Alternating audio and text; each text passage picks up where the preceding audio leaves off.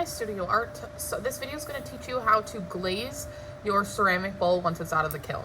So a couple of ceramic notes is that this piece of clay, so my bowl, has been bisque fired. It's what it's called, the first firing. And now it is a piece of bisqueware ceramic. It's made a little bit harder. You can hear it's kind of tinny sounding. It's completely dried. It's baked in that kiln. And it is a white in color instead of the gray that it was when we put it in.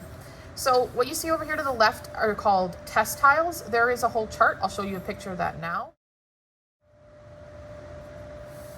That chart is just going to show you examples of what the glaze looks like when it's fired.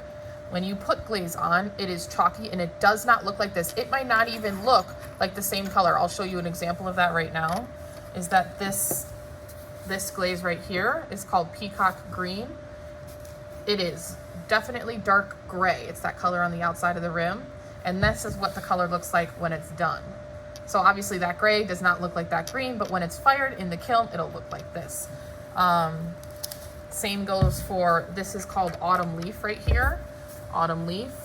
So that's what autumn leaf looks like actually. That gray color, okay? The thing you're gonna need with you is a paintbrush, okay? It looks like this. It's got a brown bristles, probably red or black handle. You might have a green handle. And a cup of water just to rinse off your paintbrush when it's done, and a paper towel. So the rule of glaze is that you need to apply in thick, even strokes, and you have to do 3 coats. If you don't do 3 coats, you don't apply in thick, even amounts, it will come out looking very thin and see-through. I will put some pictures of examples of good glazing and bad glazing right now.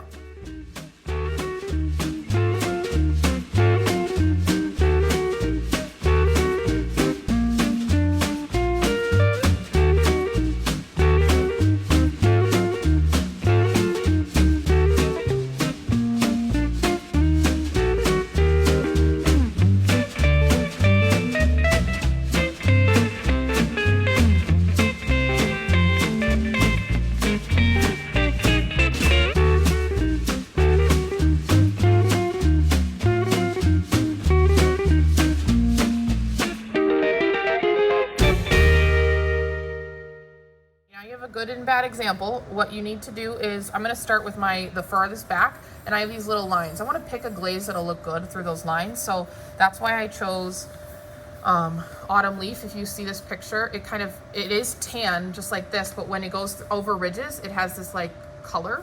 So I'm going to do that one, and then I'm going to do a mix of that and this dusty rose, I believe it's called, right here. Now you can see that little bit of white. When it goes over bumps, it gets that little sheen up here, that white part, and I really like that.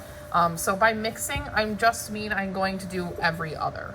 Okay, so I'm going to do some autumn leaf sections and some dusty rose sections. Do not mix this like paint. If you mix like right all together while it's still wet, it will turn out to be a very strange color. Mostly comes out as like a dirty brown color. You want to make sure that your colors stay separate.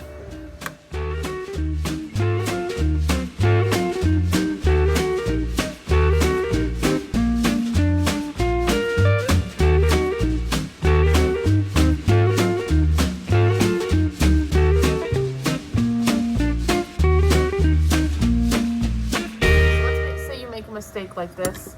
I chose the wrong color and put it across the side. I wanted the green color and I chose the tan color. So you can try to get it off. Not promising that it will, but if you make a really bad mistake like I just did, here's how you fix it.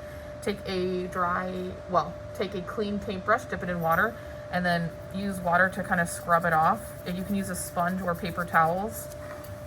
Keep going back and getting more water, sponge off, kind of scrub, get that water. And now, if I had other glaze painted here already, I wouldn't be able to do this, but since it was the first stroke that I made, I can scrub it off and then use paper towels to try to get the rest off. If I had done that on the inside, I can try to get off like these little spots with a small paintbrush and water, but as soon as water touches any of this glaze here, there's a chance that it'll make it thinner and then make that part come off too.